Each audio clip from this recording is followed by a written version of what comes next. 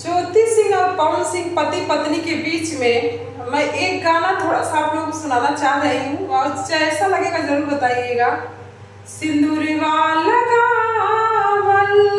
बहुत बात नहीं के, अरे सिंदूरा लगावल बहुत बात नहीं के, सिंदूरा निभावल बहुत बात होला, पत्नी बनावल बहुत बात होला, सिंदूरवा लगावल बहुत बात नइखे, पत्नी बनावल बहुत बात होला,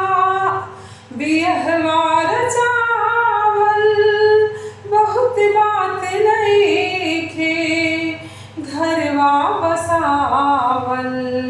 बहुत बात होला, बरतियाल जाइबो बहुत बात नइखे, बरतियाल जाइबो बहुत बात नइखे, इज्जतिया बचावल बहुत बात होला,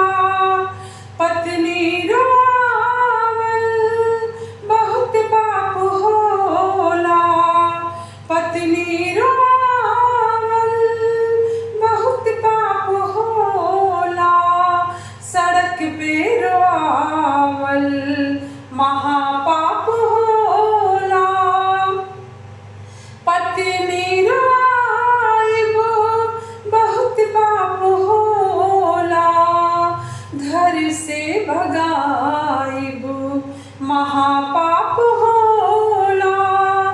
सिंदूरवा लगाइबो बहुत बात नइखे, सिंदूरा बचावल बहुत बात होला, बहुत बात होला। पवन सिंह जी, आपने जो ज्योति सिंह के साथ किया, मैं उसी पे एक लाइन अपनी तरफ से कर रही हूँ, तो मुझे लगेगा कि जो जैसा जिसको लगेगा आप लोग कमेंट करके हमको ज़रूर बताइएगा।